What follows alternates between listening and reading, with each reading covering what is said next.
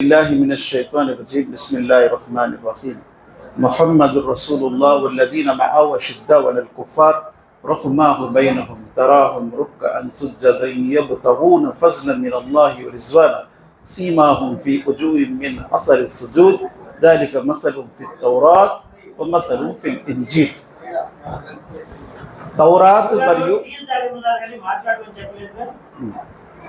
తౌరాత్ మరియు ఇంజీల్. ఏమండి, మనం తౌరాత్ పేరు విన్నాం కదా, ఎవరికి ఇచ్చారల్లా? మూసా అలైహిస్సలాం, మోసెస్. మేము మోసెస్ మూసా అనం, ఎందుకనో అంటే మూసా అలైహిస్సలాం అంట. ఆయనపై దేవుని శాంతి కలుగుతారు. ఏ ప్రవక్త పేరు తీసుకున్నా గౌరవార్థం వారిని దీవిస్తూ తీసుకుంటాం. మూసా అలైహిస్సలాం అంట. అలాగే దేవుని పేరు తీసుకుంటే ఏం చెప్తాం? అల్లాహు తాలా, అల్లాహ్ చాలా గొప్పవాడు, అల్లాహ్ సుబ్హానహు తాలా, అల్లాహ్ పరిశుద్ధుడు. ఇలా అల్లాహ్ పేరు తీసుకున్నప్పుడు కూడా అల్లాహ్ను స్తుతిస్తాము. ప్రవక్తల పేర్లు తీసుకుంటే వారిని దీవిస్తూ ఉంటాము. తౌరాత్లో మరియు ఇంజీల్లో, ఇంజీల్ ఎవరికి ఇచ్చారండి? ఈసా అలైహిస్సలాం. ఈసా మసీహ్ అంటాం, యేసు క్రీస్తు అని వారు అంటారు. మేము ఈసా మసీహ్ అలైహిస్సలాం, ఆయనపై దేవుని శాంతి కలుగునుగాక. ఆయనకి ఇంజీల్ ఇచ్చారు. తౌరా అనే దానికి అర్థము శాస్త్రం, ధర్మశాస్త్రము. ఇంజీల్ అనే దానికి అర్థము శుభవార్త, గుడ్ న్యూస్. ధర్మశాస్త్రము తౌరాత్లో ఉంది. అంటే ఏ పాపానికి ఏ శిక్ష ఉంటుంది, ఏ నేరానికి ఏ శిక్ష ఉంటుంది, ధర్మశాస్త్రం మూసా అలైహిస్సలాంకి అల్లాహ్ ఇచ్చారు. ఈసా అలైహిస్సలాం యేసుక్రీస్తుకి ధర్మశాస్త్రం లేదు, ఏమిచ్చారు? శుభవార్త, సువార్త, గుడ్ న్యూస్. దేని గురించి? సువార్త కూటాలు అవుతూ ఉంటాయి. దేని గురించి? సువార్త అంటే అదే, దాని కూటాలు పెడతారు, సువార్త కూటాలు. దేని గురించి? రాబోయే ప్రవక్త గురించి. దేని గురించి? రాబోయే ప్రవక్త ముహమ్మద్ సల్లల్లాహు అలైహి వసల్లం వారి గురించి సువార్త. నేను చదివిన ఆయత్లో 48వ సూరా సూరా ఫతా ఆయత్ నంబర్ 28, ఆయత్ నంబర్ 29, లాస్ట్ ఆయత్. అందులో ముహమ్మద్ ఆయన పేరు, రసూల్ ఆయన పదవి అల్లా వైపు నుండి దొరికింది. ముహమ్మద్, రసూల్, అల్లా. అల్లా రసూల్ అనే పదవి ముహమ్మద్కి ఇచ్చాడు సల్లల్లాహు అలైహి వసల్లం. గతంలో మనం చాలామంది ప్రవక్తల పేర్లు విన్నాం. సుమారుగా 25 మంది ప్రవక్తల పేర్లు విన్నాం. ఈ 25 మంది ప్రవక్తలే వచ్చారా అంటే ఈ లోకంలో కాదు. 313 రసూళ్ళు వచ్చారు. 1,00,000కు పైగా నబీలు వచ్చారు. చూసారా, నబీ, రసూల్ అనే పదము మేము వాడుతున్నాము. భూలోకంలో ఇప్పుడు ఎవరికైనా మనము నబీ అనే ఈ పదవి ఇవ్వచ్చా? ఇవ్వలేము. రసూల్ అనే పదవి ఇవ్వచ్చా? ఇవ్వలేము. కానీ క్రైస్తవ సమాజంలో ప్రవక్త అనే ఆ పదవి ఎవరికైనా ఇవ్వచ్చా లేదా అంటే అందరికీ ఇవ్వచ్చు అన్నాడు. ప్రతి పాస్టర్ గారికి కూడా ప్రవక్త అని ముందు పెట్టొచ్చు అంట. కానీ మేము అలా పెడతామా? ఎవరికి పెట్టాం. నబీ, రసూల్, దాన్ని మనం ట్రాన్స్లేషన్ ప్రవక్త అంటాం, కానీ కరెక్ట్ ట్రాన్స్లేషన్ కాదు అది. నబీ అంటే దేవుని సందేశం ఇచ్చేవాడు నబీ. రసూల్ అంటే దేవుని వైపు నుండి పంపబడినవాడు. రసూల్ దేవుని వైపు నుండి పంపబడిన తర్వాత ఆయనకి ఇచ్చినటువంటి మెసేజ్ని నబీ ఏం చేస్తారంటే ప్రజల్లో చెప్తారు. నబీ. ఇప్పుడు ఎవరు రసూల్ కూడా రారు, నబీ కూడా రారు. ప్రవక్త ముహమ్మద్ సల్లల్లాహు అలైహి వసల్లం వారు నబీ, రసూల్ రెండు. నబీ కంటే పెద్ద పదవి రసూల్. అందుకే 313 మంది వచ్చారు. మహాప్రవక్త ముహమ్మద్ సల్లల్లాహు అలైహి వసల్లం వారికి అడిగారు, మీరు ప్రవక్త అవుతారని ఎప్పుడు తెలిసింది? ఎప్పుడు అల్లా నిర్ధారించారు మీరు ప్రవక్త అవుతారని? అల్లా ఎప్పుడు నిర్ధారించారు? అప్పుడు ప్రవక్త ముహమ్మద్ సల్లల్లాహు అలైహి వసల్లం అన్నారు, ఆది మానవుడైన ఆదం యొక్క దేహములో ఆత్మ వేయక ముందు నేను ప్రవక్త అవుతానని అల్లా నిర్ధారించాడు. ఎప్పుడు? ఆది మానవుడైన ఆదం యొక్క దేహములో ఆత్మ వేయక ముందే నేను ప్రవక్త అవుతానని అల్లా నిర్ధారించాడు. ఒకసారి ఒక తోటలో ప్రవక్త ముహమ్మద్ సల్లల్లాహు అలైహి వసల్లం వారు సహాబా చూశారు. ఆ తోట ద్వారాన్ని దగ్గరికి వెళ్ళినప్పటికీ మదీనాలో అందులో ఒక పిచ్చెక్కినటువంటి ఒంటె ఉంది. ఎవరెళ్తే వాళ్ళని కరిసేస్తుంది. అక్కడ తోట వాళ్ళు చెప్పారు, ఈ తోటలో వెళ్ళబోకండి, అక్కడ అటువంటి ఒంటె ఉందని. శిశువులు అన్నారు, ప్రవక్త అప్రమత్తం, జాగ్రత్త, మనం వెళ్ళకపోతే మంచిది, అటువంటి ఒంటె ఉంది. అయితే మీరు అందరు రండి అని ప్రవక్త వారు తీసుకెళ్ళి ఆ ఒంటె ద్వారం దగ్గర ప్రవక్త సల్లల్లాహు అలైహి వసల్లం వారు వెళ్ళగానే ఆ ఒంటె లోన నిలబడి ఉంది. ప్రవక్త సల్లల్లాహు అలైహి వసల్లం వారు ఆ ఒంటెని పిలిచారు రమ్మని. అది తల వాల్చుకుంటూ వచ్చింది. తన నోటిని కింద నేలకు ఆంచేసి కూర్చుంది. అప్పుడు ముహమ్మద్ సల్లల్లాహు అలైహి వసల్లం అన్నారు, భూమి ఆకాశాల్లో ఉన్నవన్నిటికీ తెలుసు నేను ప్రవక్తనని, ఒక్క మునాఫిక్లకు కాఫిర్లకు తప్ప అన్నారు. ఈ హదీస్లో భూమి ఆకాశాలు ఉన్న వాటన్నిటికీ తెలుసు. అందుకే అబూజహల్ మట్టి తీశాడు, నా చేతిలో ఏముందో దానిని చెప్పమని నువ్వు ప్రవక్త అని అన్నారు. ఆ లోన ఉన్నటువంటి గులకరాళ్ళు అష్హదు అన్ లా ఇలాహ ఇల్లల్లాహ్ వ అష్హదు అన్న ముహమ్మదన్ అబ్దుహు రసూల్ పడేశారు. ప్రతి దానికి తెలుసని ముహమ్మద్ సల్లల్లాహు అలైహి వసల్లం అన్నారు, నేను ప్రవక్తను అవుతాను. కాబట్టి మహాప్రవక్త ముహమ్మద్ సల్లల్లాహు అలైహి వసల్లం వారి గురించి తౌరాతులో చెప్పబడింది. దాలిక మసలున్ ఫిత్ తౌరాత్ వ మసలున్ ఫిల్ ఇంజీల్. తోరాలో, మోసే ధర్మశాస్త్రములో ఆయన గురించి ప్రస్తావన జరిగింది. ఈసా అలైహిస్సలాం వారు, యేసుక్రీస్తు వారు కూడా, ఆయనపై దేవుని శాంతి కలుగును గాక, ఆయన కూడా ముహమ్మద్ సల్లల్లాహు అలైహి వసల్లం వారి గురించి సువార్త ఇవ్వటానికే వచ్చారు. ప్రత్యేకంగా ఆయన రావటానికి కారణం ఆయన గురించి సువార్త ఇవ్వటానికి. అందుకే వచ్చారు ఆయన సువార్త ఇవ్వడానికి. అలాగే అల్లాహ్ సుబ్హానహు వ తఆలా 7వ సూరా ఆరాఫ్ ఆయత్ నంబర్ 157, 158లో కూడా చెప్తున్నారు.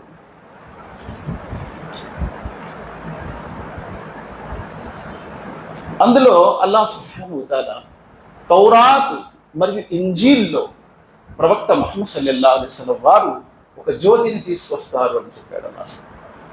అల్లదీన యత్తబిఊన రసూల నబియల్ ఉమ్మీయ అల్లదీ యజిదూనహు మక్తూబన్ ఇందహుం ఫిత్ తౌరాత్ వల్ ఇంజీల్ యఅమురుహుం బిల్ మారూఫి వ యన్హా అనిల్ మున్కర్ వ యుహిల్లు లహుముత్ తయ్యిబాత్ వ యుహర్రిము అలైహిముల్ ఖబాయిస్ వ యదഉ అన్హుమ్ ఇస్రహుం వల్ అగ్లాల అల్లతీ కానత్ అలైహిం. ఇందులో చాలా గుణలక్షణాలు ప్రవక్త వారికి చెప్పారు. ఆయన మంచిని ప్రోత్సహిస్తారు, చెడుని వారిస్తారు, ధర్మసమ్మతమైనది చేస్తారు, పవిత్రమైనది అపవిత్రమైనది నిషిద్ధం చేస్తారు. సంఖ్యలలో బంధించబడి ఉన్నటువంటి, అంటే అనేకమైనటువంటి మూఢనమ్మకాలలో బంధించి ఉన్నటువంటి వారికి స్వేచ్ఛనిస్తారు. ఆయన భారముతో కృంగిపోతున్నటువంటి వారి భారాన్ని దింపుతారు. పాపాల భారముతో కృంగిపోతున్నటువంటి వారి భారాన్ని దింపుతారు.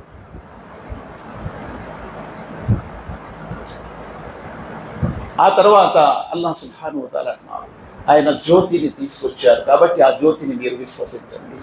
ఆ జ్యోతి ఏంటి? ఖురాన్, అల్లాహ్ యొక్క గ్రంథం. ముహమ్మద్ సల్లల్లాహు అలైహి వసల్లం వారి గురించి హజరత్ ఈసా అలైహిస్సలాం, మూసా అలైహిస్సలాం, మోసే మరియు ఈసా అలైహిస్సలాం ఇద్దరు కూడా చెప్పారు. ముహమ్మద్ ప్రవక్త సల్లల్లాహు అలైహి వసల్లం వారిని మదీనాలో ఆ కాలంలో యూదులు ఉండేవారు, గ్రంథ ప్రజలు యూదులు. ఆ కాలంలో క్రైస్తవులు కూడా ఉండేవారు. క్రైస్తవులు, యూదులు ముహమ్మద్ సల్లల్లాహు అలైహి వసల్లం వారిని ఎలా గుర్తుపట్టేవారు? అల్లదీన ఆతైనాహుల్ కితాబ యారిఫూనహు కమా యారిఫూన అబ్నాఅహుం. తన సొంత కొడుకులను ఎలా గుర్తుపడతారో ఒక తండ్రి తన కొడుకుని ఎలా గుర్తుపడతాడు, అలా ముహమ్మద్ సల్లల్లాహు అలైహి వసల్లం వారిని యూదులు, ఆ కాలంలో క్రైస్తవులు గుర్తుపట్టేవారు ఈయన ప్రవక్త అని చెప్పి. కానీ ఎందుకు తిరస్కరించారు? బగ్యన్ బైనహుం హసదం బిన్ ఇంది అన్ఫుసిహిం, ఇలాంటి పదాలు అల్లాహ్ చెప్తున్నారు. వారికి అసూయ వచ్చేసింది. మా వంశంలో రాలేదు, మా గోత్రంలో రాలేదు, అసూయ వచ్చేసింది. మరి యూదులు యేసుక్రీస్తు వారిని, ఈసా అలైహిస్సలాంని చంపటానికి ఎందుకు నిర్ణయించుకున్నారు? ఆయన్ని చంపవలసిందే, శిలువ వేయవలసిందే అని నినాదాలు ఎందుకు పెట్టారు? ఏం చేశాడని? ఆయన వారి గోత్రంలో లేడు. వారి గోత్రంలో పరస్పర ద్వేషాలు, మా గోత్రంలో లేడు, మా వంశంలో లేడు, అసూయ. అలాంటిది ముహమ్మద్ సల్లల్లాహు అలైహి వసల్లం వారిని ఎలా విశ్వసిస్తారు? ముహమ్మద్ సల్లల్లాహు అలైహి వసల్లం గురించి ఏమంటారు? దాసికి పుట్టినటువంటి, దాసి వంశంలో పుట్టిన వాడు.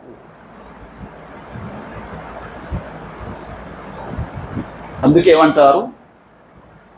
దాసి వంశానికి చెందిన వారు వీరు ముహమ్మద్. ఏమండి, ఎవరికి దాసి?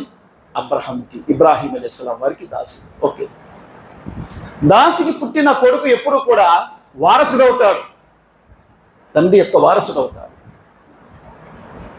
అది తోరాలో చూసుకోండి, ఖురాన్లో చూసుకోండి, అదే వారసుడవుతాడు, సొంత కొడుకు అవుతాడు.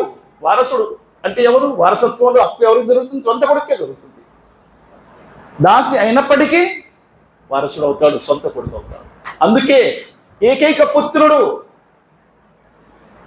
ప్రథమ కుమారుడు ఇబ్రాహీం అలైహిస్సలాం వారికి ఇస్మాయిల్. ఆ ఇస్మాయిల్ గోత్రంలో నుంచి పుట్టినటువంటి వారు ముహమ్మద్ ప్రవక్త సల్లల్లాహు అలైహి వసల్లం. ఆ ఇబ్రాహీం కట్టినటువంటి ఆలయమే కానే కాబా, మక్కా. 360 విగ్రహాలు అందులో ఉండేవి, విగ్రహారాధన జరిగేది. అందులో మరియం విగ్రహం కూడా ఉంది, యేసుక్రీస్తు విగ్రహం కూడా ఉంది, ఇబ్రాహీం అలైహిస్సలాం విగ్రహం ఉంది, ఇస్మాయిల్ అలైహిస్సలాం విగ్రహం ఉంది. ఈ విగ్రహాలన్నీ ఉండేవి. ఎప్పుడైతే ముహమ్మద్ సల్లల్లాహు అలైహి వసల్లం వారు మక్కాని విజయం చేశారో, ఇక విగ్రహాలు తీసి పడేయాలని చెప్పి తీస్తున్నప్పుడు అందరూ చూస్తున్నారు. ఇబ్రాహీం పేరుతో ఖురాన్లో సూరా ఉంది కాబట్టి ఇబ్రాహీం అలైహిస్సలాం విగ్రహాన్ని చేయలే. ఇస్మాయిల్ గురించి కూడా, ఇస్మాయిల్ విగ్రహం కూడా ఏం చేయరు. మరి మరియం గురించి కూడా ఉంది, మరియం విగ్రహం కూడా ఉంటుంది, యేసుక్రీస్తు విగ్రహం కూడా ఉంటుంది, ఆయన గురించి కూడా ఖురాన్లో ఉంది కదా అని అందరూ చూస్తున్నారు. అవన్నీ తీసుకెళ్ళి బయటపడేశారు. ఇదేంటి అయి పడేశారు? అవును, వారు చెప్పారా విగ్రహాన్ని చేయమని, తనని పూజించమని వారు చెప్పారా? ఈసా అలైహిస్సలాం యేసుక్రీస్తు వారు ఎప్పుడైనా చెప్పారా తనని ఆరాధించమని? మరియమ్మ చెప్పింది ఎప్పుడైనా తను ఆరాధించమని? ఎవరైనా చెప్పారా? ఏ ప్రవక్త అయినా చెప్తే ఏమవుతుంది? వారు కూడా నరకంలో వెళ్తారు. ఎవరైతే అల్లాహ్తో పాటు నన్ను కూడా ఆరాధించండి అంటారు, వారు నరకంలో వెళ్తారు. 21వ సూరా సూరా అంబియా ఆయత్ నంబర్ 29. వమయ్యకుల్ మిన్హుం ఇన్నీ ఇలాహు మిన్ దూని ఫదాలిక నజజి జహన్నమ్. అల్లాహ్తో పాటు నన్ను కూడా ఆరాధించండి అంటే వారు నరకంలో వెళ్తారు.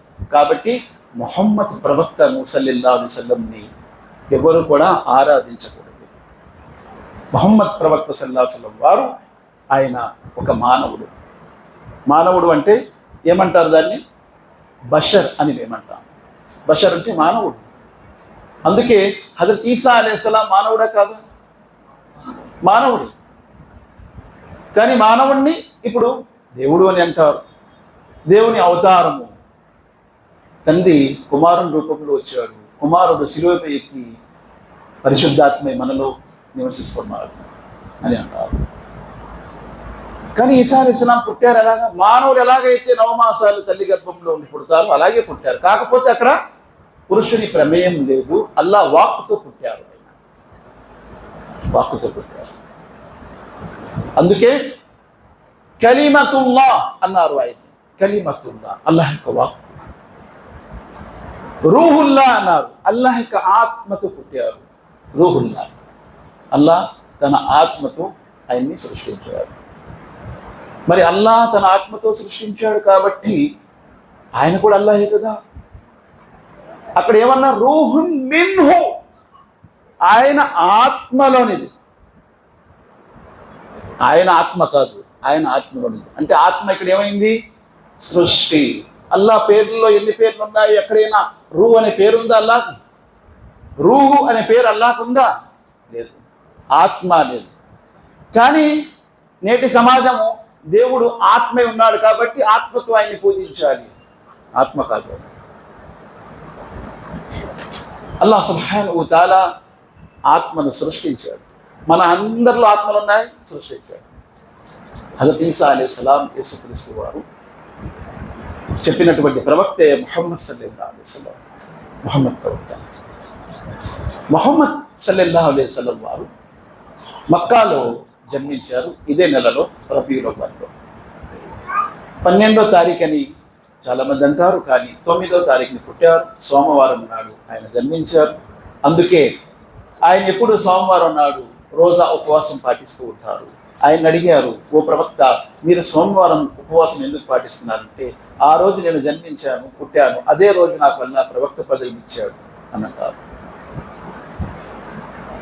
చాలామంది ముస్లింలు ఆ దినాన్ని పండగ దినంగా చేసుకుంటారు, మీలాదున్ నబీ అనే పేరుతో.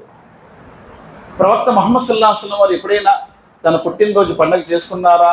చేసుకోలేదు. చరిత్రలో ఎక్కడ లేదు. పండగ చేసుకోండి అని చెప్పారా? చెప్పలేదు. తర్వాత ఎవరైనా ఆయన అనుచరులు చేశారా? చేయలేదు. సహబా. పండగ రోజు ఎవరైనా రోజా ఉంటారా? రంజాన్ పండగ రోజా ఉంటారండి ఎవరైనా? ఉండొచ్చా? ఉండకూడదు. బక్రీద్కి ఉండకూడదు. ఈ రెండు తప్ప వేరే పండుగలు ఏవైనా ఉందంటే అదే రోజు ఉంది జుమా పండుగ. ఆ జుమా రోజు ప్రత్యేకంగా రోజా ఉండొచ్చా? ఉండకూడదు. అంటే పండుగ నాడు రోజా ఉండకూడదు అంటే సోమవారం నాడు ప్రవక్త తన పుట్టినరోజు పండుగ చేసుకుంటున్నారంటే అలా చేసుకోవచ్చా? ఒకవేళ చేసుకోవాలని ఉంటే ఏం చేయాలి? రోజా పెట్టాలి. రోజా పెడితే పండగ అవుద్దా? అవ్వదు. కాబట్టి పండగ కాదు అని క్లియర్గా అర్థమైంది. అదే రోజు ఆయనపై వహీ ప్రారంభమైంది. జిబ్రీల్ వచ్చారు అదే రోజు. ఎక్కడ? హిరా గుహలో. మూసా అలైహిస్సలాంకి ఎక్కడ వహీ ఇచ్చారు? అల్లాహ్ సుబ్హానహు వ తఆలా వహీ దిగింది. మూసా అలైహిస్సలాంకి గ్రంథం ఎక్కడిచ్చాడు? తూర్ కొండ, సినా కొండ, సినాయి కొండపై, తూర్ కొండపై. ఇక్కడ జబలు నూర్ అనే కొండ, అక్కడ జబలు తూర్. మూసా అలైహిస్సలాంతో అక్కడ అల్లాహ్ తన సందేశించారు. ఇక్కడ ముహమ్మద్ సల్లల్లాహు అలైహి వసల్లం వారికి హిరా గుహలో మొట్టమొదట ఖురాన్ యొక్క ఆయతులు 5 వచ్చాయి.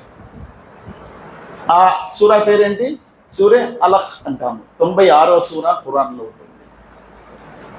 అక్కడి నుంచి ఇంకా ప్రవక్త ముహమ్మద్ సల్లల్లాహు అలైహి వసల్లం వారిపై ఖురాన్ యొక్క సూరాలు యథావిధిగా దిగుతూ మక్కాలో సుమారుగా 80 కంటే పైగా సూరాలు దిగాయి. కానీ ఆ మక్కాలో దిగిన సూరాలన్నీ చూడండి, అల్లాహ్ సుబ్హానహు వ తఆలా ఒకే ఒక విషయం పట్ల ఎక్కువగా ప్రాధాన్యతనిచ్చాడు. అదేంటి? పరలోకం అనేది ముఖ్యమైనది. పరలోక జీవితం ఉంది, మరణానంతర జీవితం ఉంది. ఖురాన్ని ఎన్ని పార్ట్స్ చేశారు? ప్రముఖంగా 3 పార్ట్స్. అందులో ఒకటి తౌహీద్, రెండవది రిసాలత్, మూడవది ఆఖిరత్. ఎక్కువగా ఆఖిరత్ గురించే మక్కా సూరాలో ఉన్నాయి, మక్కీ సూరాలు. ఆఖిరత్తో పాటు తౌహీద్ విషయం కూడా అల్లాహ్ చెప్పారు. కానీ ఆఖిరత్ ఆయతులు ఎక్కువ కనిపిస్తాయి. ఒక సూరా ముగింపైంది, ఇంకో సూరా ప్రారంభమైంది, అందులో కూడా మళ్ళీ ఆఖిరత్ స్టార్ట్ చేశారు. ఉదాహరణకి సూరే నబా 78వ సూరా, అది ముగింపైంది, మొత్తం ఆఖిరత్ గురించి చెప్పాడు అల్లాహ్ సుబ్హానహు వ తఆలా. సూరే నాజియాత్ దిగింది, అందులో కూడా ఆఖిరత్ చెప్పారు అల్లాహ్ సుబ్హానహు వ తఆలా. అది ముగింపైంది, అల్లాహ్ సుబ్హానహు వ తఆలా సూరే ఇన్ఫితార్ ఇచ్చాడు, అందులో కూడా అదే చెప్పాడు. సూరే నబాకు ముందు వెళ్ళండి, సూరే సజ్దా దిగింది, అందులో కూడా ఆఖిరత్ గురించి చెప్పాడు. ఇంకా ముందుకు వెళ్ళండి, సూరే అంబియా, అందులో కూడా ఆఖిరత్ గురించి, ప్రవక్తల గురించి, అసలు ప్రవక్తలు ఎలాగ ఉంటారని చెప్పాడు. ఇలా అల్లాహ్ సుబ్హానహు వ తఆలా మక్కీ సూరాల్లో ఎక్కువగా ఆఖిరత్ గురించి, గత జాతులు ఎలా నాశనమైపోయి తన శిక్షలు ఎందుకు వస్తాయి అని ప్రవక్త ముహమ్మద్ సల్లల్లాహు అలైహి వసల్లం చెప్పారు. ఎందుకంటే అక్కడ ఉన్నటువంటి మక్కాలో ఉన్నటువంటి వాతావరణము, అక్కడ ఉన్నటువంటి ప్రజలు పరలోకాన్ని నమ్మట్లేదు. మరణించిన తర్వాత జీవితం ఉందని చెప్పట్లేదు, మరణం తర్వాత కూడా జీవితం ఉంది. మహాప్రవక్త ముహమ్మద్ సల్లల్లాహు అలైహి వసల్లం వారి పట్ల ఆయన తీసుకొచ్చిన ధర్మంని విశ్వసించే విశ్వాసులలో ప్రప్రథమంగా మనకు ప్రవక్త ముహమ్మద్ సల్లల్లాహు అలైహి వసల్లం వారి భార్య గారు కనిపిస్తారు. ఎవరు ఆమె? ఖదీజతుల్ కుబ్రా. చూసారా, ముందు ఖదీజా విశ్వసించారు.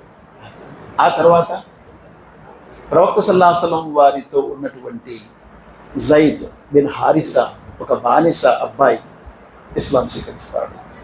ఆ తర్వాత ప్రవక్త సల్లల్లాహు అలైహి వసల్లం వారితో ఉంటున్నటువంటి, ఆయన ఇంట్లోనే ఉంటున్నటువంటి వారు అలీ రజియల్లాహు అన్హు ఇస్లాం స్వీకరిస్తారు. అలీ.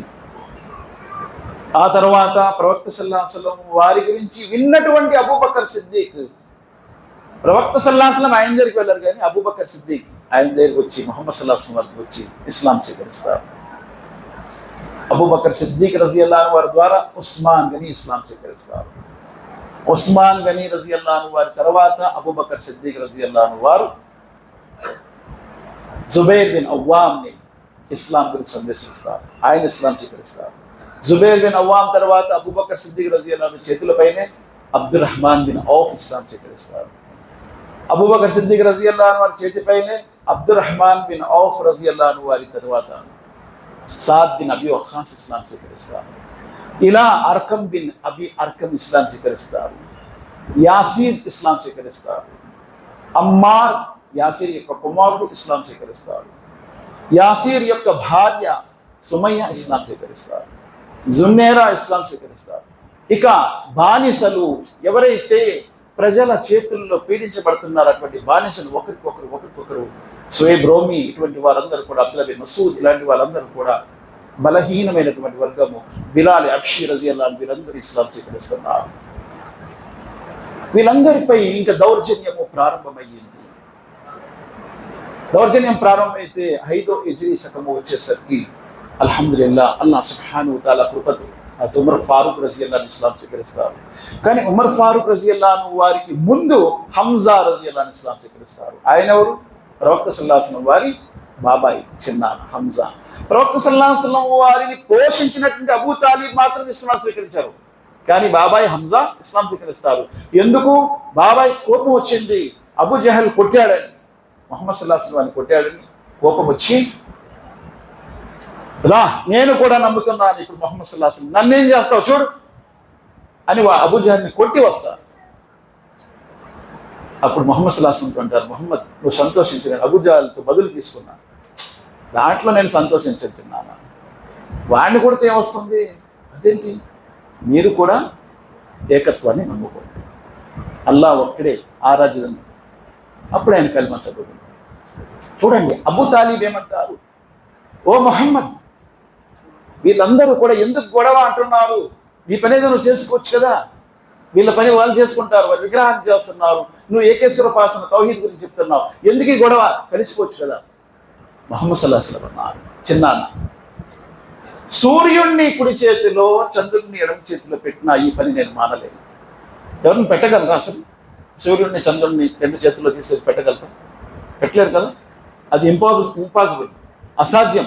ఎంత అసాధ్యమో అది, బలమైనటువంటి ఎంత అసాధ్యమో అంతే ఏకత్వపు యొక్క సందేశం ఇవ్వటం, మానటం కూడా అంతే అసాధ్యం. ప్రవక్తలందరూ అందుకే వచ్చారండి ఈ లోకంలో. వారి పూజలు చేయించుకోవడానికి రాలేదు, కానీ ప్రజలు ఏం చేస్తున్నారు? వారిని పూజిస్తున్నారు. ప్రవక్తలు రావడానికి కారణం ఏంటి? సృష్టికర్త అయినటువంటి అల్లాహ్ ఒక్కడే, ఆయన్ని ఆరాధించండి, ఇది చెప్పడానికి వచ్చారు. తన పూజ చేయించుకోవడానికి ఎవరు రాలేదు. అలా చేయించుకుంటే వారు కూడా నరకంలో వెళ్తారు. కాబట్టి అది వట్టి మాట. సరే, తర్వాత ఉమర్ ఫారూక్ ఇస్లాం స్వీకరించిన తర్వాత బలపడింది ఇస్లాం. ఇక ఎవరైతే బలమైన వాళ్ళు ఉన్నారో వాళ్ళపై ఏమీ కూడా ఒత్తిడి లేదు, బలహీనలపై ఒత్తిడి అవుతుంది. వెంటనే ముహమ్మద్ సల్లల్లాహు అలైహి వసల్లం అన్నారు, మీరు ఇక్కడి నుంచి వలసపోండి. రాత్రి చాలా మంది మక్కా నుంచి పారిపోయి అబిషినియా, నజాషి, ఇథియోపియా దగ్గరికి. అక్కడ ఎవరున్నారు? క్రైస్తవ రాజు ఉన్నాడు. ఆ క్రైస్తవ రాజులే ముహమ్మద్ సల్లల్లాహు అలైహి వసల్లం వారు పుట్టక ముందు 50 రోజుల ముందు కాబాను నేలమట్టం చేయడానికి వచ్చారు. యమన్ నుంచి వచ్చారు. యమన్ కూడా వాళ్ళ ఆధ్వర్యంలోనే ఉండేది. ఎవరైతే నజాషి ఉన్నారో వారి ఆధ్వర్యం. కానీ కాబాను నేలమట్టం చేయగలిగారా? చేయలేదు. కాబాను నేలమట్టం చేయాలని వచ్చినటువంటి వారు, ఏనుగుల సైన్యము తీసుకొచ్చినటువంటి వారు, పక్షుల ద్వారా వారు గుండగా మారిపోయారు. దాని గురించి అల్లా అలం తర కైఫ ఫఅల రబ్బుక బి అస్హాబిల్ ఫీల్ అని చెప్తున్నాడు.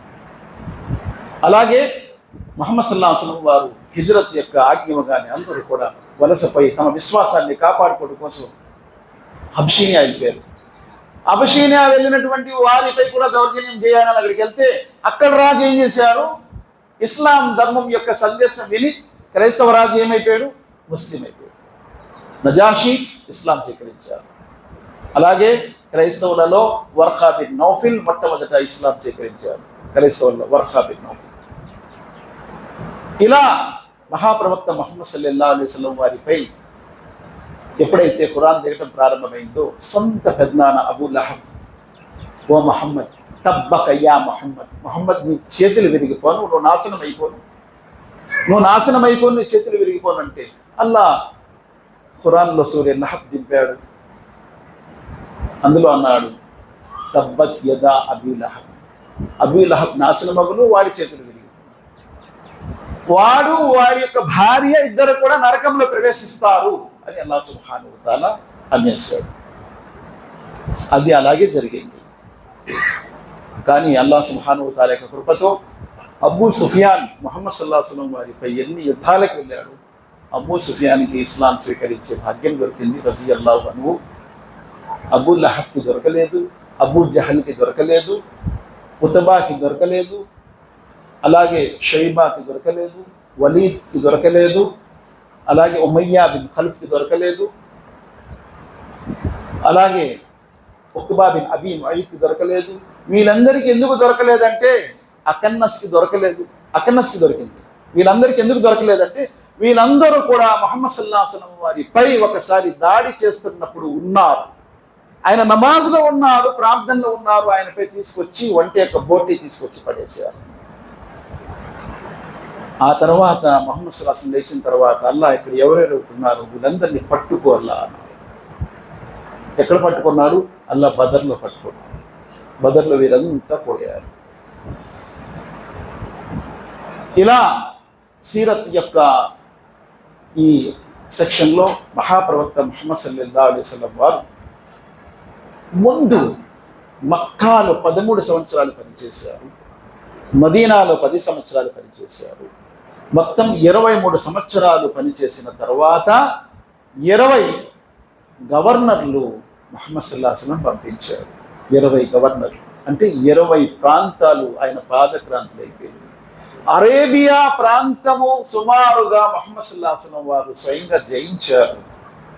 సింగిల్గా వచ్చినటువంటి ఆ ప్రవక్త, ఈ పాయింట్ చాలా ఇంపార్టెంట్, ఒక్కరు వచ్చినటువంటి ప్రవక్త తన కుటుంబ సభ్యులందరినీ కూర్చోబెట్టి వాన్జిర్ అషీరతకల్ అక్రబీన్ అనే ఆయత్ దిగేటప్పుడు 26వ సూరాలో ఆయత్ దిగేటప్పుడు ముహమ్మద్ సల్లల్లాహు అలైహి వసల్లం తన కుటుంబ సభ్యులందరినీ కూడా ఇస్లాం యొక్క సందేశం ఇస్తే అందరూ విన్నారు.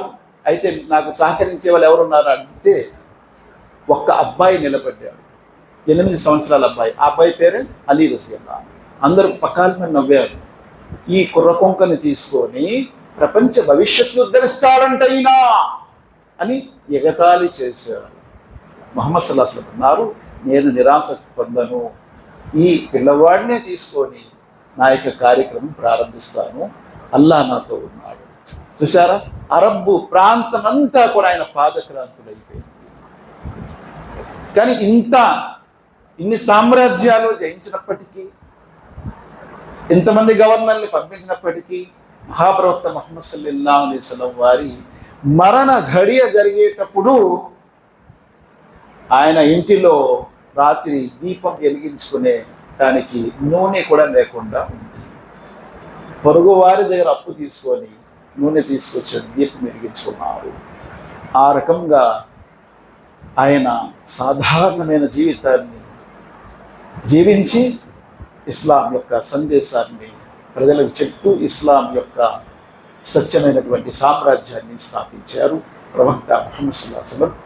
అక్కడి నుంచి ఇంకా అబూబకర్ సిద్దిక్, ఉమర్ ఫారూక్, ఉస్మాన్ గని కాలం వచ్చేసరికి మొత్తం భూప్రపంచం అంతా కూడా ఇస్లాం అయిపోయింది. ముహమ్మద్ సల్లల్లాహు అలైహి వసల్లం ముందే చెప్పారు, ప్రతి పక్కా ఇల్లు, పచ్చిగా ఉన్నటువంటి ఇల్లు అంటే ఊరే గుడిసెలైనా, అది పెంకులతో కట్టిన ఇల్లైనా, పక్కా ఇల్లులైనా, ప్రతి ఇంట్లో నా యొక్క సందేశం వెళ్తుంది అన్నారు. ఉస్మాన్ గనీ కాలంలో నార్త్ పోల్ నుండి సౌత్ పోల్ వరకు ప్రతి చోట కూడా ఇస్లాం వెళ్ళిపోయింది. ఎంత పీరియడ్ అండి? మహా అయితే 23 సంవత్సరాలు ప్రవక్త వారివి, తర్వాత అబూబకర్ సిద్దిక్ది 2.5 సంవత్సరాలు, ఉమర్ ఫారూక్ది 9 సంవత్సరాలు, మొత్తం కలిపి 12, 23 ఎంత అయిందండి? 35 తర్వాత ఉస్మాన్ గనీ రజియల్లాహు అన్హు వారి 12 సంవత్సరాలు. 47 సంవత్సరాల్లో భూప్రపంచం అంతా కూడా ఇస్లాం ప్రబలిసింది. అల్లాహ్ సుబ్హానహు వ తఆలాతో దువా చేస్తూ నేను ముగిస్తున్నాను. గురువుగారు క్లాస్ కోసం వేచి ఉన్నారు. అల్లాహ్ మనందరికీ సీరత్ ప్రవక్తల యొక్క జీవిత చరిత్ర, ప్రవక్త సల్లల్లాహు అలైహి వసల్లం జీవిత చరిత్ర, సహాబాల జీవిత చరిత్రలో ఉన్నటువంటి పాఠాలు నేర్చుకునే భాగ్యం ప్రసాదించగాక. రబ్బనా తఖబ్బల్ మిన్నా ఇన్నక అంతస్ సమీఉల్ అలీమ్ వ తుబ్ అలైనా ఇన్నక అంతత్ తవ్వాబుర్ రహీమ్. సుబ్హాన రబ్బిక రబ్బిల్ ఇజ్జతి అమ్మా యసిఫూన్ వ సలామున్ అలల్ ముర్సలీన్ వల్హమ్దులిల్లాహి రబ్బిల్ ఆలమీన్ బిరహ్మతిక యా అర్హమర్ రహీమ్.